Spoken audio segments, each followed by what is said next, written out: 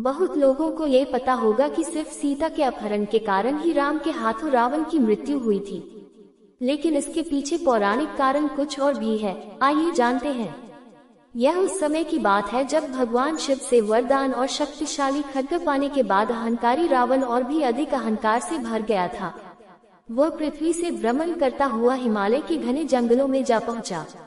वहां उसने एक रूपवती कन्या को तपस्या में लीन देखा। कन्या के रूप रंग के आगे रावण का राक्षसी रूप जाग उठा और उसने उस कन्या की तपस्या भंग करते हुए उसका परिचय जानना चाहा। काम वासना से भरे रावण के अचंभित करने वाले प्रश्नों को सुनकर उस कन्या ने अपना परिचय देते हुए रावण से कहा कि हे राक्षस राज, मेरा नाम वेदवती है। मैं परम तेजस्वी महर्षि कुशध्वज की पुत्री हूँ। मेरे वयस्क होने पर देवता, गंधर्व, यक्ष, राक्षस, नाग सभी मुझसे विवाह करना चाहते थे, लेकिन मेरे पिता की इच्छा थी कि समस्त देवताओं के स्वामी श्री विष्णु ही मेरे पति बने। मेरे पिता की उस इच्छा से क्रोध होकर शंभु नामक दैत्य ने सोते समय मेरे पिता की हत्या कर दी और मेरी माता ने भी पिता के वियोग में उनकी जलती चिता में कूदकर अपनी जान दे दी। इसी वजह से यहाँ मैं अपने पिता की इच्छा को पूरा करने के लिए इस तपस्या को कर रही हूँ। इतना कहने के बाद उस सुंदरी ने रावण को ये भी कह दिया कि मैं अपने तप के बल पर आपकी गलत इच्छा को जान गई हूँ। इतना सुनते ही रावण क्रोध से भर गया और अपने दोनों हाथों से उस कन्या के बाल पकड़कर उसे अपनी ओर खींचने लगा। इससे क्रोधित होकर अपने अपमान की पीड़ा की वजह से उस कन्या ने दशानन को ये श्राप देते हुए अग्नि में समा गई कि मैं तुम्हारे वध के लिए फिर से किसी धर्मात्मा पुरुष की पुत्री के रूप में जन्म लूंगी। महान ग्रंथों में शामिल दुर्लभ रावण संहिता में उल्लेख मिलता है कि दूसरे जन्म में वही तपस्वी कन्या एक सुंदर कमल से उत्पन्न हुई और जिसकी संपूर्ण काया कमल के समान थी। इस जन्म में भी रावण ने फिर से उस कन्या को अपने बल के दम पर प्राप्त करना चाहा और उस कन्या को लेकर वह अपने महल में जा पहुंचा, जहां ज्योतिषियों ने उस कन्या को देखकर रावण को ये कहा कि यदि यह कन्या इस महल में रही तो अवश्य ही आपकी मौत का कारण बनेगी। ये सुनकर रावण ने उसे समुद्र में फेंकवा दिया।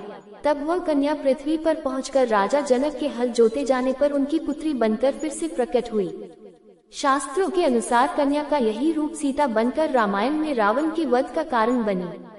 जनमानस में शूर्पणखा की छवि राक्षसी होने, कामी होने, निर्ममता से नरसंहार करने की होने से वह घृणा की दृष्टि से देखी जाती है। करोड़ों जन्मों तक तपस्या करने के बाद भी ऋषि मुनियों को भगवत दर्शन लाभ नहीं हो पाते, परंतु इसने उनके दर्शन के साथ साथ बातें भी की तथा श्री राम ने उसकी लक्ष्मण जी से भी बात करवाकर भक्ति स्वरूपा आद्याशक्ति जगत जननी सीता माता के दर्शन भी करवा दिए। एक जिज्ञासा बनी रहती है कि आखिर शूर्पणखा ने ऐसा कौन सा पुण्य किया होगा जिससे उसे यह सौभाग्य प्राप्त हुआ। मनीषी व ज्ञानी जन हमेशा इसका चिंतन किया करते हैं। असल में शूर्पणखा इंद्र की प्रेयसी और उनके दरबार की अप्सरा थी। श्राप के कारण वह राक्षसी बनकर दंडकारण्य में भटक रही थी। श्री राम से विवाह प्रस्ताव अस्वीकृत होने के पश्चात रामायण का युद्ध होता है। युद्ध में सभी के मारे जाने के बाद शूर्पणखा शिव जी की तपस्या करती है। शिव जी शूर्पणखा से कहते हैं कि तू 28वें द्वापर युग में कुब्जा धोबिन बनेगी, तब श्री कृष्ण तेरा उद्धार करेंगे। इसके पश्चात तू श्राप से मुक्त होकर स्वर्ग लोक में चली जाएगी। अतः शूर्पणखा इस समय स्वर्ग में शक्र के राज्य की अप्सरा है, उसका नाम नयनतारा है। महान ग्रंथों में शामिल दुर्लभ रावण संहिता में उल्लेख मिलता है कि दूसरे जन्म में वही तपस्वी कन्या एक सुंदर कमल से उत्पन्न हुई और जिसकी संपूर्ण काया कमल के समान थी। इस जन्म में भी रावण ने फिर से उस कन्या को अपने बल के दम पर प्राप्त करना चाहा और उस कन्या को लेकर वह अपने महल में जा पहुंचा, जहां ज्योतिषियों ने उस कन्या को देखकर रावण को ये कहा कि यदि यह कन्या इस महल में रही तो अवश्य ही आपकी मौत का कारण बनेगी। ये सुनकर रावण ने उसे समुद्र में फेंकवा दिया। तब वह कन्या पृथ्वी पर पहुंचकर राजा जनक के हल जोते जाने पर उनकी पुत्री बनकर फिर से प्रकट हुई। शास्त्रों के अनुसार कन्या का यही रूप सीता बनकर रामायण में रावण के वध का कारण बनी।